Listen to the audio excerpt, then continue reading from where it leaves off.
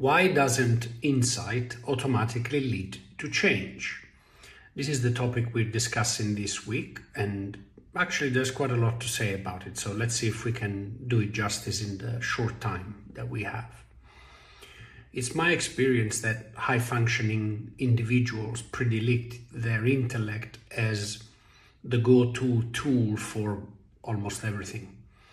And while it's a very powerful and useful tool, and while it is also very important to understand why we experience certain things, the high-functioning individual also has the tendency to get stuck with that intellectualization, insight, seeking, understanding, obsession. And it doesn't necessarily lead to change. It's not uncommon that clients come to me with a very articulate story about why they're experiencing what they're experiencing, oftentimes even going as deep as describing their own psychological makeup, their history, their conditioning, their family context. Very powerful, insightful, articulate, advanced level of understanding of what they're experiencing. And somehow they can't get rid of the pain, the emptiness, the unhealthy behavior. So with that context in mind, the key concept that it's important to understand is that we are dealing with different systems. Understanding, insight, rationalization, they're all processes that happen in the cognitive brain. This is how we think, we analyze, we rationalize, and while powerful, it's still just one tiny portion of our true existence. The change we are looking for in these moments of difficulties sits within the nervous system, sits at a much deeper and broader, including the unconscious, broader context than just intellect, than just understanding and cognition. And so while it is important to understand so that we can narrow down the focus to what's important, there is no substitute for work that ultimately shifts our nervous system so that we can move away from insight only to insight plus safety. Now, and this is a very important point that I want to articulate with a mental equation that we have acquired and rehearsed over time. Our brains work with a very, very simple formula when it comes to life.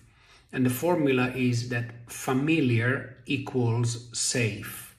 Familiar equals safe. So imagine a child who grows up in a toxic or dangerous or abusive or neglectful environment and gets to become an adult. It goes without saying that their brain has witnessed their power to survive that environment and therefore make themselves safe out of it. It would have been excruciating while being in that context. It would have been difficult, it would have been challenging, it would have been painful. But the bottom line is the brain witnessed a success, quote unquote, out of it. So it internalized what? That the behaviors I used to survive and exit from that dangerous place are safe for me. And this is one of the reasons we get stuck with behaviors that are unskillful, damaging, and that we know intellectually I should stop drinking 10 pints every night. I should stop gambling. I should stop excessive shopping and spending, etc. Whatever the behavior.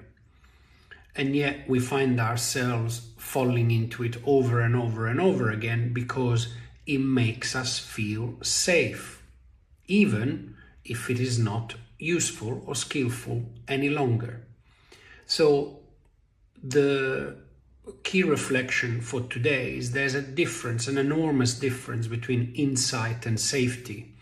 one sitting in cognition and intellect, and high-functioning individuals being very powerful at seeking that.